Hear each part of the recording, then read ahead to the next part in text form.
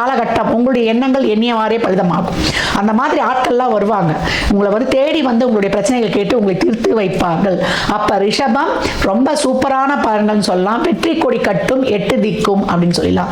பெண்களுக்கு நீங்க என்ன நினைக்கிறீங்களோ அதை சாதிச்சிருவீங்க. நல்ல ஆடை ஆபரண அத்தியாவசிய பொருள் சேர்க்கை, மாணவர்களுக்கு நல்ல கல்வி ஞானத்திலிருந்து நல்ல படிப்பு கிடைக்கிறது. வயதுல மூத்தவங்க 60க்கு வயது மேல துள்ளி குதிக்கும். என்னையா புள்ள இல்லாத வீட்டுல கிழவன் துள்ளி குதிச்சானேன்ற மாதிரி 16 வயசு மாதிரி அவ்வளவு ஆக்டிவா இருப்பீங்க. நீங்களும் சாதிக்கக்கூடிய ஒரு சிறப்பான காலகட்டம். அனுபவம் பேசும் அப்படின்னு சொல்லலாம். ரிஷபத்திற்கு அட்டகாசமாய் அதிரடியாய் களமிறங்கும். இதெல்லாம் வந்து உங்களுக்கு மிகைப்படுத்துற மாதிரி இருக்கும். மிகைப்படுத்தல் கிடையாது, அருமை. இந்த வருடம் நீங்க சொல்ல வேண்டிய மந்திரம் என்னன்னு கேட்டீங்கன்னா ஒரு சிறப்பான மந்திரம் அப்படின்னு வந்து சொல்லலாம்.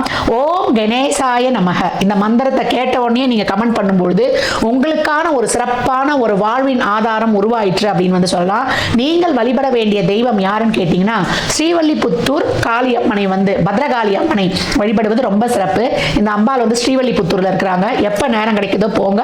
அப்படி இல்லை நீங்க வந்து அந்த படத்தை டவுன்லோட் பண்ணி வெள்ளிக்கிழமை தோறும் 3 நெய் தீபங்கள் நீங்கள் ஏற்றி ஓம் ஸ்ரீ மாத்ரே நமக இந்த ஒரே ஒரு அந்த ஒரு சொல்லும் பொழுது உங்களுக்கான செல்வ செழிப்பு கிடைக்கும். கணேசனுடைய மந்திரத்தை ஓம் கணேசாய நமக என்னும் பொழுது உங்களுக்கு சித்தியையும் புத்தியையும் தந்து சிறப்பாக வந்து உங்களை வந்து வாழ வைப்பார்னு சொல்லலாம்.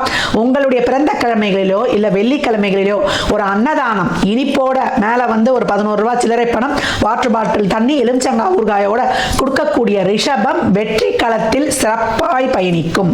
ரிஷப ராசி லக்னத்திற்கு நல்வாழ்த்துக்களை தெரிவித்துக் கொள்கிறேன்.